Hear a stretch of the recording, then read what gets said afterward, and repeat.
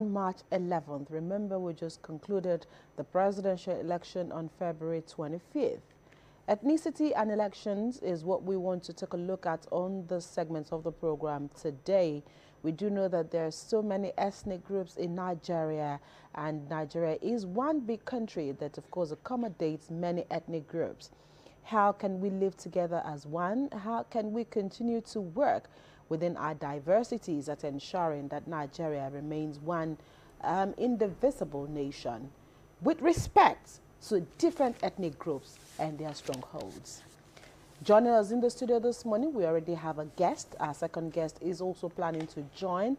As soon as he's here, we'll introduce him to you. But right now, we have joining us Honorable Adewale Adeogun. He's a politician. Thank you so much for being here on the program today.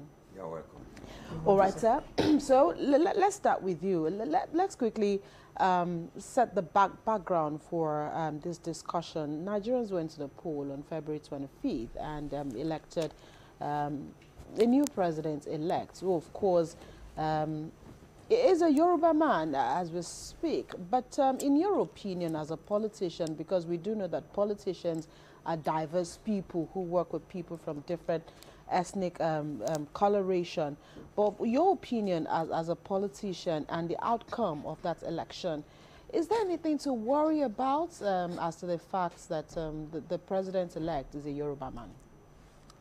Yes, good morning once again, viewers. The topic today is so germane. From the question you have asked me, there are many things to be worried about. Okay. Though Nigeria, we are a secular state where we've all tried to live in peace with one another right from the First Republic. But you agree with me that one of the issues that brought down the First Republic was the issue of ethnicity. But let's roll ourselves back to the present day Nigeria, with special focus on Lagos. The presidential candidate of APC, we all know, is from Lagos State. Of course, he was a former governor in Lagos State. So we have thought, peradventure, the people in Lagos, living in Lagos, will have given him that benefit of an opportunity because we knew what he has done. But lo and behold, we have all these things roaming before, during, and after the election, to the extent that when the result of the election were released, he lost in the election to somebody from the eastern part of Nigeria. And I feel like he rightly said after the election, he's a Democrat. He was even the one that was preaching that the people in Lagos have given the democratic ways. But I feel it's not the best. I live in Lagos. I worked in Lagos. And I know what Asiwaju did for the Easterners when he was the governor of Lagos State. In fact, it was during Asiwaju that influx of the Igbos became so apparent. Then I was working in the education sector. We have the influx of the kids from the eastern part of Nigeria, especially from Anambra, coming to Lagos.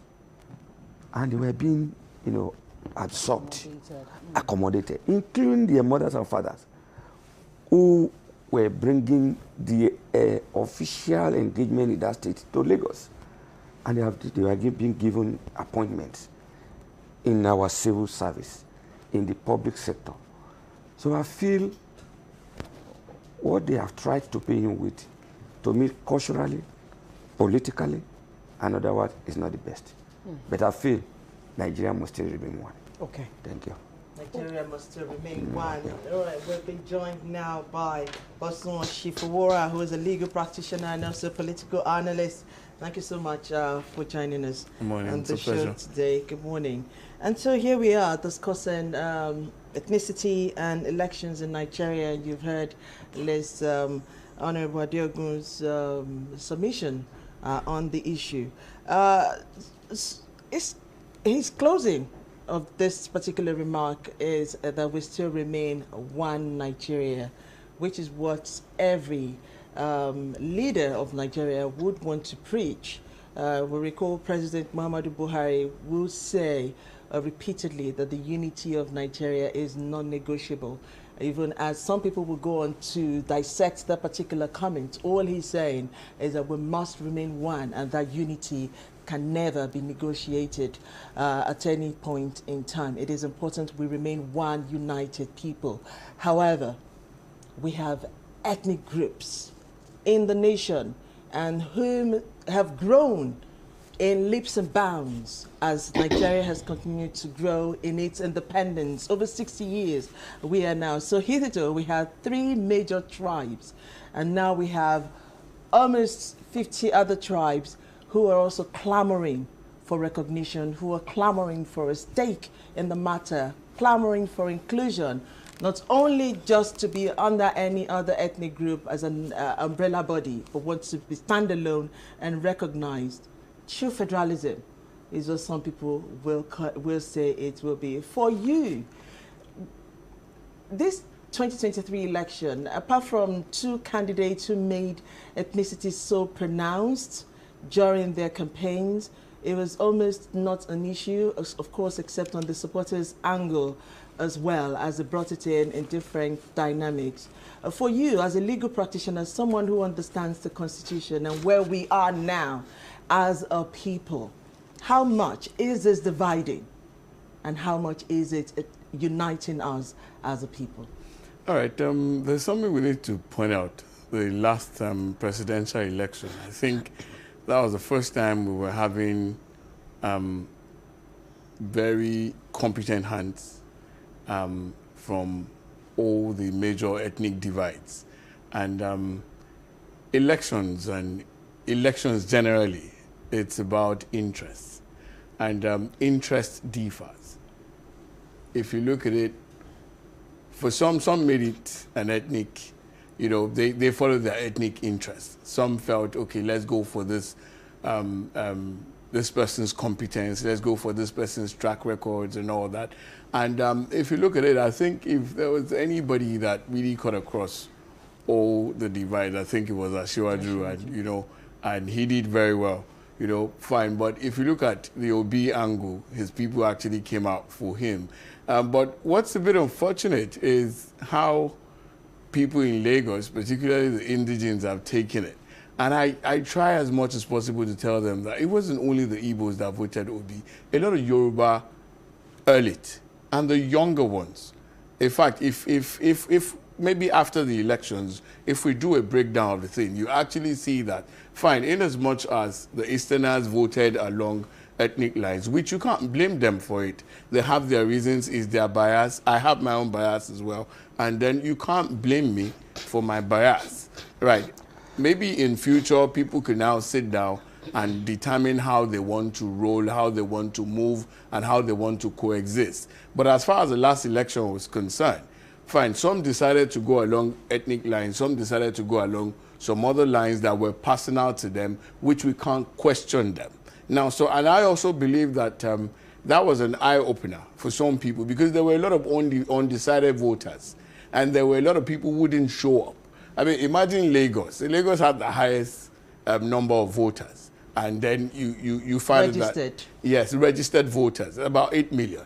And then what decided the vote in Lagos is about, well, less than 1.5 million, or thereabout. Now, so that shows you that almost 6 million people sat back, and they were like, okay, let them go do it, and let's see how it... Then even the APC, which is the ruling party in Lagos, they have about 4 million registered voters. So it shows you that if about 600,000 people voted for them, almost 3-point-something million didn't come out. They didn't show up. Now, so it's not a case of even the other opposition winning Lagos. It's a question of the ruling party not coming out. They lost it by their lethargy, but they're not coming out. Now they're going everywhere and coming out for it. So in as much as we want to do the ethnic narration, I think we have to be careful. And somehow, all of us have intermarried. all of us, we've lived together. And then, you know, when it comes to politics, tensions get high, you know, you see all kinds of things. But I think that is not who we are. We're loving people, we've always coexisted, and then we've learned from the Biafra war. Some of us were very small, some of us were not even around, but I mean, we saw history, and we've seen how people have decided to roll after that. So at the end of the day, in as much as ethnicity will come in, it is not what defines us. We're different people, we're loving people, we coexist, we've intermarried, we do businesses together. And at the end of the day, if a certain ethnic group decides to go against the other ethnic group because of how they voted, then I think we're not being fair. And if let's speak specifically, if those in Lagos who actually feel that, okay, this is our place, if you didn't go out to vote, and the other set of people formed block vote, what do you expect? Democracy is a game of numbers. They will win. If you repeat the same exercise, they will win over and over again. So you have to make up your mind what you want from this. I think that's my own position. Honorable Adeogun, you are the politician here. Mr. Shivora will speak from the legal angle. Because you are the politician here, you deal with the people at the grassroots. So what lessons, I mean, has this actually taught you? You are a party man here. And from what he has said here, if largely members of your party just assumed they will do it, others will do it, and, you know, not take the bull by the horn. I'm sure that, of course, since that election, many people have actually gone out to do grassroots mobilization, door-to-door campaign here. But what are you going to do differently now that, because give it or take it, other ethnic groups, I mean, they are in Lagos, and there are areas that they're actually dominant. How are you going to make incursions into those areas that are ensuring that come March 11th, your party will gain its superiority once again? Thank you. You see, the last election is about an eye-opener. Really, it is obvious there are some challenges, there are some concerns as far as the national outlook of Nigeria was concerned. Our party was almost at the receiving end from the projects of Nigeria, some of the attributes that were coming from the government. We were at the receiving end. We were at a very disadvantageous end. This was not us. There are some people who believed that they have something behind their mind. We wouldn't know whether the action were basically against our principle or basically about the ethnic nationality. But I feel we have learned our lesson. Like Barrister has rightly said, we will go back, we're already even back to the drawing board. We see the Lagos of those days. And I still believe that apart from the political angle, the ethnicity angle also play a major role. Okay. Because apart from Ashwaju, another person on the ballot was from the east. And if you look at the composition of Lagos, we won't deceive ourselves that Lagos has been very, very accommodating, especially to the Easterners. They're everywhere, though they are doing their business. They are doing their things. You can't take that away from them. But it played a vital role, a major role in the decision that was taken then. Like you said, blockly, they decided to vote for me. But largely, the nonchalant attitude of some of our people actually, also caused it. And our principal was in Abeokuta, I think on the 25th of February, and he said two things. The problem of Nigeria then, if it was not solved before the election, we have the effect. Fear. I was casting off fuel everywhere. So moving out was a little bit difficult. And the issue of the Naira swap too. Actually, somebody came on screen and said, as a politician, the issue of money cannot be overemphasized. Right. Even if you don't buy vote, you have to pay for some of the people you engage to work for you. These were not there. How many people who wants to be transfer money to before the secretary is restrained. But I feel we tried our best. But the next election will not be the same again. I bet. We go all out to make sure that we take what belongs to us. My Lagosians should watch out for the coming again of Babajide Sanwo-Olu. Okay, we definitely will still come back to this. Better Lagos rising. But so, I mean, as a lawyer, the only other country, I mean, after watching elections in sub-Saharan Africa, the only other country whose ethnicity matter a lot to them during the election is also Kenya. Kenya. I mean, these two countries, I don't know what they have with their ethnicity. But on the one hand, I mean, we heard a lot of the elements and the nuances in Honorable's opinion that could have played in the results of the elections of votes we saw. The scarcity of the Naira, of course, the fuel scarcity also could have made some people sway their votes against the party. But it's also very interesting to see how sometimes, I mean, if you go through all of the regimes we've had, all the administrations we've had, you have this particular ethnic group in power. His kinsmen cannot, sometimes they do not care, sometimes they're not bothered, sometimes they might not outrightly even like him. But the moment the seat is shaking that he's sitting on, you find them rallying around him. I mean, we saw that with former President Olusegun Obasanjo.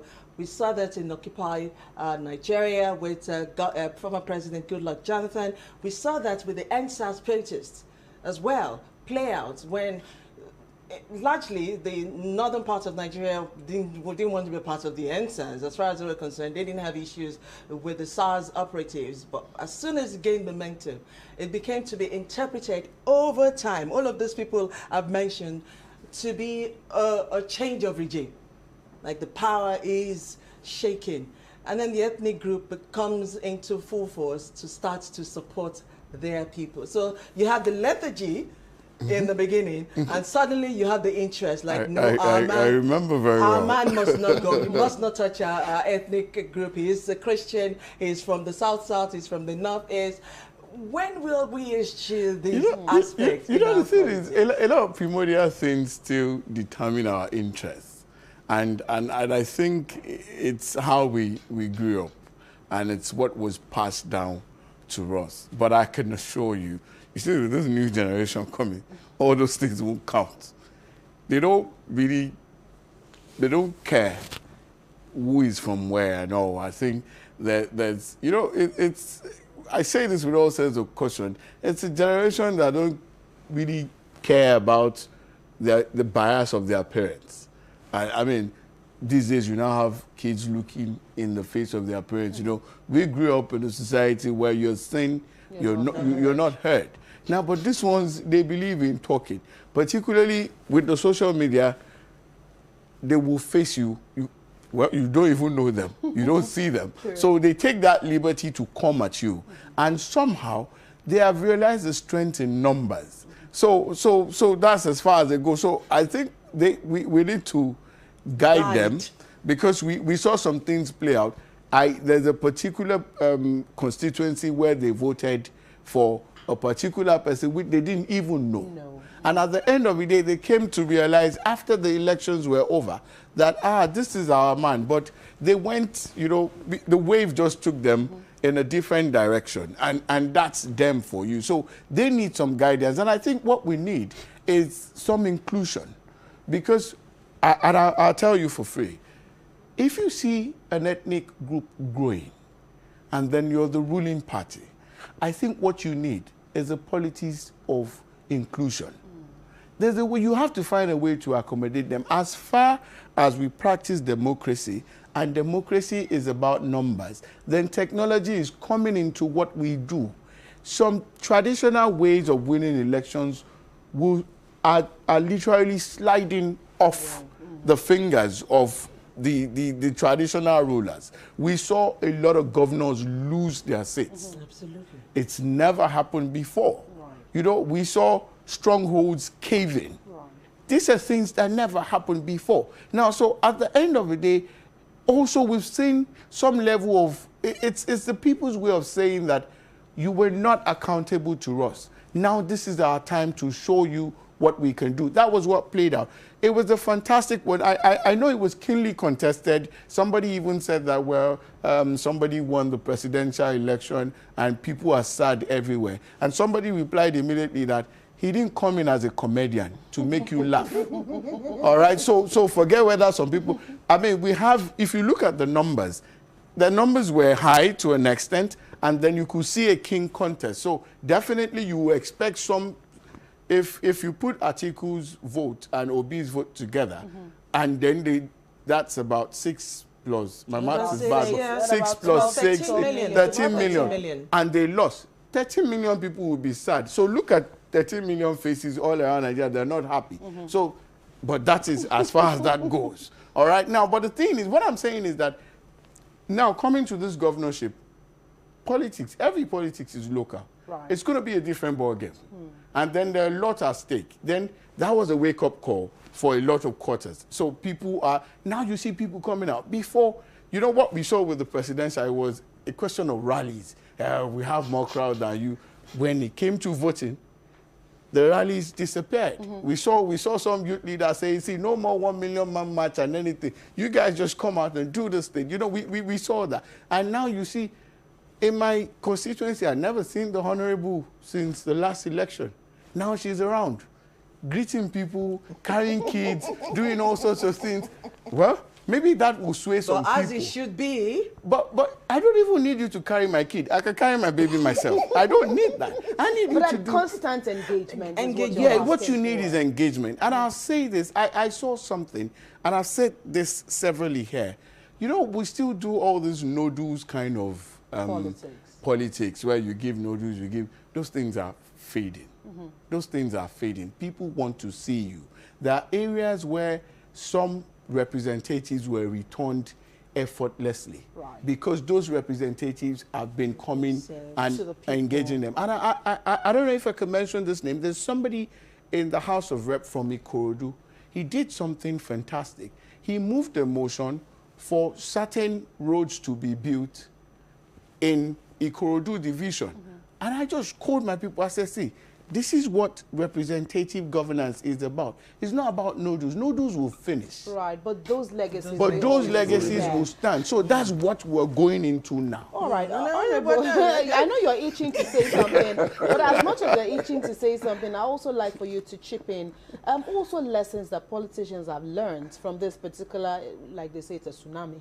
Never expected. So what are the lessons that you've learned here, and how will your party and your principal look at inclusion? I know he said, you know, young people will be included in his administration, but lessons to learn from this particular and way forward.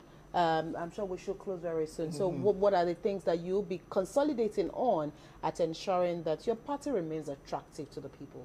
Very, very attractive. And our principal too. Very, very attractive. In fact, we all knew he was the person to beat.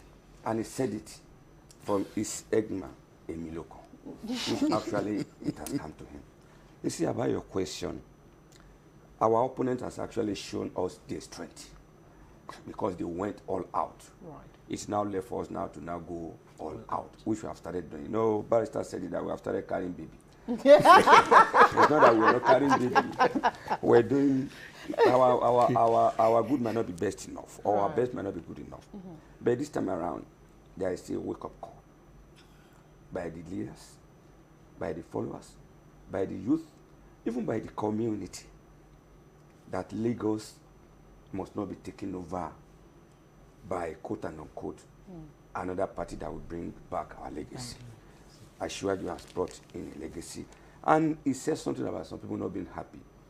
It is actually true that when you lose, quote and unquote, your stronghold, most of the people that were driving the eccentric of the social media, they were either in Lagos or in Abuja. And when the results were trooping in, and people were saying Ashwaju lost, how can Ashwaju lose Lagos? So you see, it was not only the opposition or the opponents that were sad, even some of us. Right.